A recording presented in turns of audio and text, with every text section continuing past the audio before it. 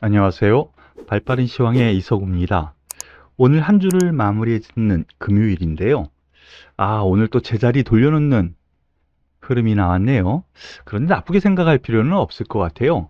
오늘 장 초반에는 강세를 보였다가 약간 밀리면서 지금 코스피 지수 같은 경우에는 0.66% 하락한 2393포인트, 2400을 중심으로 왔다리 갔다리 지금 3일째 진행되고 있는 흐름인데요.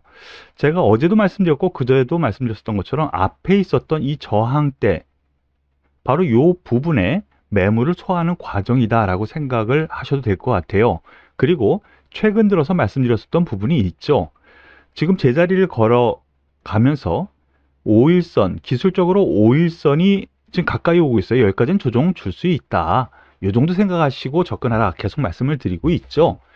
그런 맥락에 매물 소화 조정이 있었다라고 생각하시는 것이 맞을 것 같아요. 여기에 대해서 코스닥 지수 역시 비슷한 맥락의 흐름이 나왔는데요.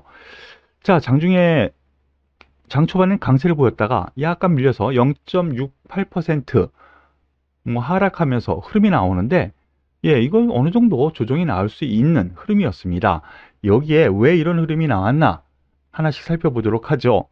미국 증시 보시죠. 지금 보시는 차트가 나스닥 흐름입니다. 쭉쭉쭉쭉 뻗어 올리고요. 그리고 필라델피아 반도체 지수 같은 경우에는 쉬지 않고 급등을 했습니다. 엄청난 거죠. 거의 20% 넘게 급등을 한 상태거든요. 이러한 흐름 안에서 장 초반에는 나름 강세를 보였었는데요. 그런데 이렇게 높게 시작했는데 그렇게 출발 자체가 높지 않았죠. 이유는 여기 있습니다. 일단 미국 시장 상승 마감했지만 나스닥, 지금 여기 옆에 보시면은 나스닥 선물은 0.75% 하락으로 나와 있죠. 시간 외에서 스냅이라는 회사, 인터넷 기술주, IT 기술주로 분류가 되죠. 스냅이 급락을 했습니다. 시간 외에서. 그래서 나스닥 선물이 하락을 했고요. 이에 따라서 환율 흐름도 상승 흐름이 좀 나오는 이런 흐름이 나왔어요. 이러한 흐름 안에서 전반적으로 놓고 보면은 지금 나오는 얘기 보면은 수급이 안 좋다는데 수급 안 좋지 않았어요. 외국인 같은 경우 거래소 매수, 그 다음에 선물도 매수, 그다음 나쁘지 않았고요. 이 선물로 조절하면서 기관의 매도가 좀 나왔는데요. 사모펀드 중심으로 기관의 매도가 나왔는데 이건 언제든지 나올 수 있는 물량이기 때문에 그렇게 나쁜 상태가 아니라고 보여집니다. 그런 상태에서의 조정이기 때문에요. 지금 제가 생각하는 바에서는 아직 더 갈 여력 충분히 있다 생각하시고, 제가 계속 말씀드리는 부분 5일선까지는 분명히 와. 그러니까 그 아래 혹은 그 근처에서는 오히려 저가 매수가 맞다, 이렇게 생각하시고 접근하는 것이 맞을 것 같습니다. 그러면은 오늘 특징주 하나씩 보죠. 오늘 시장에 화두가 된 종목군들이 있죠. 현대, 로템 20% 넘게 급등 마감을 했는데요. 이 현대, 이 로템, 이 무거운 주식이 하루에 20% 넘게 급등 마감했습니다. 이유는 여기 있습니다. 지금 계속 얘기가 나돌았었죠. 19조 규모의 방산 수출 임박, 현대, 로템 등 방산주 강세. 그래서 최근에 이러한 부분이 나오면서 이미 상승을 했어요. 오늘 그 뉴스가 또 아침에 장 초반 시작하기 전에 폴란드로 무기 공급 소식, 바로 이러한 부분이 오늘 장 초반부터 나왔습니다. 그러한 점에서 놓고 보면은요, 이미 어느 정도 준비가 됐고요. 이것이 뉴스화가 되니까 오늘 그냥 쫙 뻗어 올렸습니다. 근데 이게 실질적으로 내용 보시면은요, 현대, 로템 등 국내 방산주가 K2 전차 수출 소식에 힘입어 일제히 상승한다. 폴란드 정부와 최소 19조에 달하는 방위 산업 분야의 수출 업무 협약, 이르면 27일까지 체결될 것이라는 언론 보도. 여기에 전차 K2 경공격기 FA50 폴란드에 수출한다.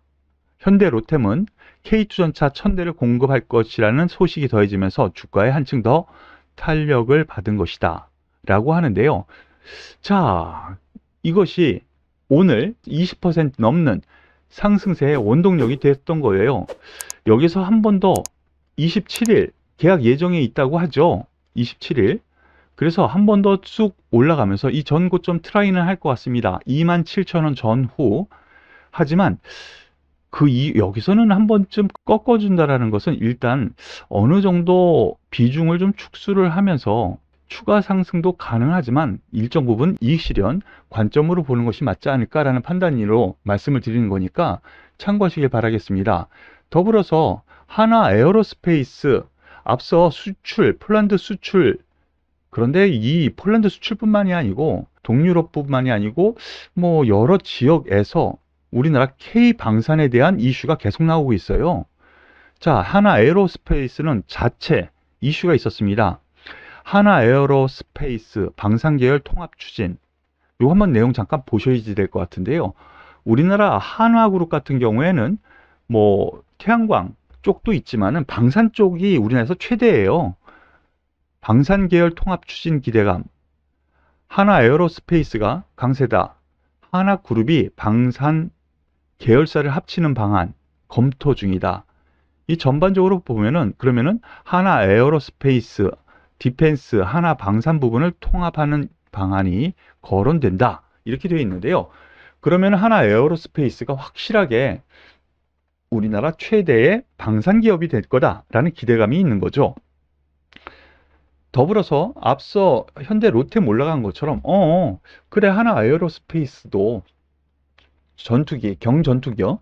예, 그쪽에 수출길도 열리는구나 라는 관점에 상승세가 나온 겁니다. 단기적으로 이 하나 에어로스페이스도 그렇고요. 하나 롯템도 그렇고요. 급등을 했기 때문에 하루 이틀 조정 줄 수 있겠지만은 그 기대감이 한 번 더 있으면서 한 번 더 올라갈 여력 있어 보이고요. 하나 에어로스페이스도 같은 맥락으로 전 고점 때 한번 돌파 시도는 분명히 나올 것이라고 보고 접근하는 것이 맞을 것 같습니다. 여기에 대해서 하나 시스템 위치는 좀 낮죠? 하나 시스템 3% 상승, 한국 항공우주 3% 상승 등 하나의 테마를 이루면서 상승했다라는 부분이 오늘 특징적이니까요. 이 부분 체크하시길 바라겠습니다. 그리고 오늘 기아가 어제 현대차에 이어서 실적 발표를 있었어요. 이 부분 궁금해 하시는 분들 많으실 것 같아요. 매출, 수익, 새 기록 쓴 기아, 차값, 이익률도 최고치, 2분기 역대 최대 실적 썼다. 분기 이익 첫 2조 원 돌파. 2조 2천억대예요. 예, 기아가 2조 2천억이면 상당히 큰 겁니다. 2분기 실적 고환율 도움받아서 그리고 새 전기차 모델로 수익성 강화가 될 것이다 라는 부분. 올 상반기 서유럽 친환경차 판매 10만 500대. 이 부분은 제가 다 이미 제가 나름대로의 정보를 받아서 여러분들께 이미 말씀드린 부분이 오늘 다 뉴스로 나왔죠. 그러면서 그동안 상승세를 보였는데 오늘 1% 하락을 합니다. 이거 왜 하락했을까? 라고 생각하실 수 있겠지만요. 오늘 실적 그리고 어제 현대차 실적 발표가 나오니까 일정 부분 이것이 뉴스화 됐구나 하면서 이익 실현 물량이 나온 거라고 보시면 돼요. 하지만 앞서 이 컨퍼런스 콜에서도 얘기가 나왔고요. 여러 가지 얘기가 나도는 것이 지금 자동차 전반적으로는 아직 실적 피크는 멀었다라고 보여집니다. 그렇기 때문에 이 고점 그리고 현대차도 앞에 있는 이 고점 돌파를 이미 한 상태지만 더 갈 여유 충분히 있다라고 생각되니까요. 이 부분 참고하시길 바라겠습니다. 그리고 한 가지 제가 이번 주 한번 말씀드렸었던 부분이 있는데요. 애플 관련주요. 애플 관련주에서 BH, LG 이노텍 이 두 종목에 대해서 잠깐 살펴보겠습니다. BH 오늘 4% 넘게 상승 마감했어요. 근데 제가 며칠 전에요. 여기 뉴스 한번 보면은요. 애플 긴축 소식에 주가 2% 하락. 애플 수혜주 줄 하락. 그런데 이거 신경 쓸 필요 없다 그랬죠. 가격 반영 다 됐고 여기에 대해서 오히려 매수로 말씀을 드렸었는데요. 그게 며칠 3일 전이네요. 19일. 바로 요 날이죠. 예, 오히려 저가 매수가 맞다고 말씀을 드렸는데 그렇습니다. 오히려 이러한 이슈는요. 확실한 것도 아니고요. 그리고 애플이 긴축을 한다고 해서 생산량을 줄이는 게 아니잖아요. 그런 점에서 놓고 보면은요. 어차피 성장성은 여전히 열려 있다라는 기대감이 올라오는 겁니다. 그런 점에서 오늘 4% 넘어가는 상승세 의미가 있고요. 다만 이 전 고점 한 번쯤은 이익 실현 관점으로 한번 보시는 것도 맞지 않을까라는 판단이니까 참고하시고 LG이노텍도 마찬가지죠. 바로 이날이었죠. LG이노텍 중심으로 말씀을 드렸어요. 예, 걱정되지 말고 오히려 매수로 접근하시는 것이 맞습니다. 근데 바로 상승 출발. 상승하면서 어느 정도 제자리 나왔는데 이 종목 같은 경우 여전히 박스권 매매가 필요하다 그랬죠. 요 하단부에서는 매수. 즉 32만, 33만 원 요 수준에서는 오히려 매수. 그리고 40만 원 근처 가면은 매도. 이 관점으로 접근하는 것이 맞지 않을까라는 판단이에요. 다소 오늘 맥 빠지는 장세였습니다. 하지만 오늘 금요일이었고요.